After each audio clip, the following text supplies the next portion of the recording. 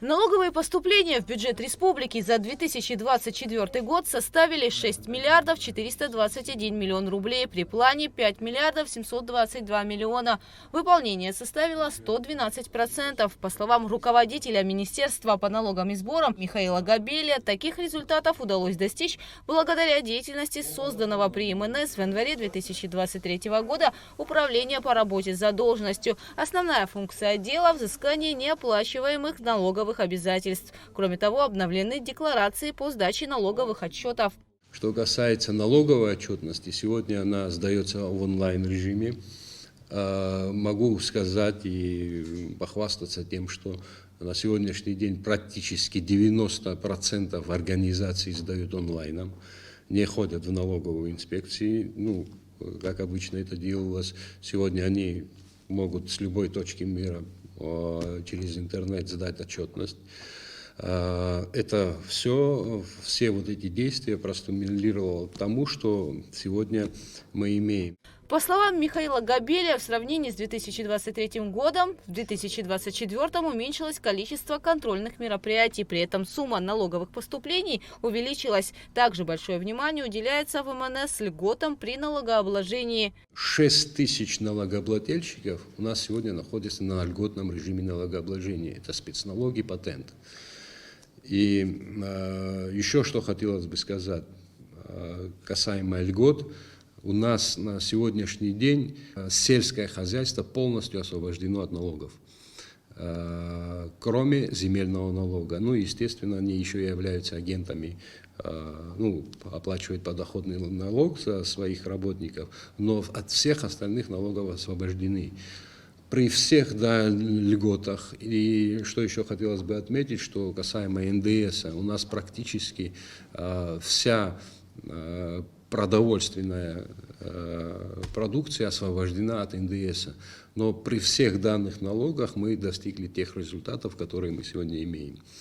И это все благодаря труду работников налоговой службы, которые сегодня и кропотливо каждый день над каждой декларацией работают. Габеля рассказал и о динамике плановых показателей по разным видам налогов. Если говорить о налоге на прибыль по республике, при плане 1 миллиард 449 миллионов рублей, по факту поступило 1 миллиард 459 миллионов рублей.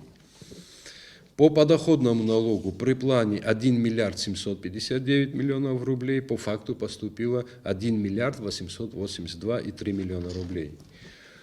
По НДСу при плане 1 миллиард 928 миллионов рублей, по факту поступило 2 миллиарда 302,9 миллионов рублей. По акцизному налогу при плане 97,4 миллиона рублей, по факту поступило 117 миллионов рублей.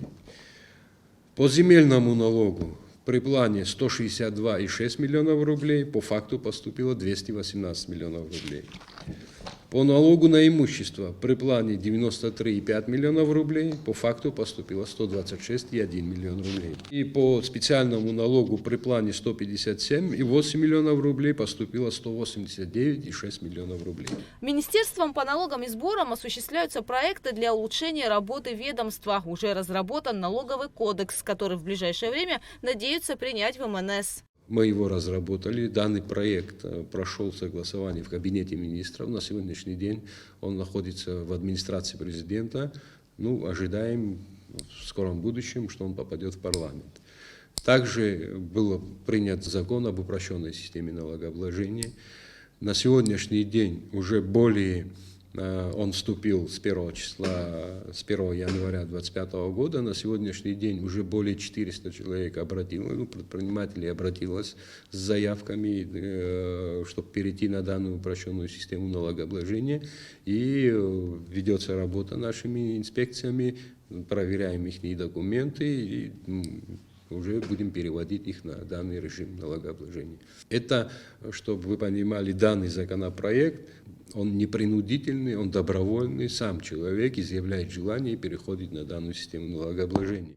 По итогам деятельности Министерства по налогам и сборам Республики Абхазия в инспекции по городу Сухум и районам за январь текущего года поступления налоговых платежей в бюджет составили 329 миллионов 551 тысячу рублей. Это по сравнению с аналогичным периодом прошлого года на 71 миллион больше. Гугут Сабардания, Налачхинжерия и Налгвинжия, Ахрамичба, Абхазское телевидение.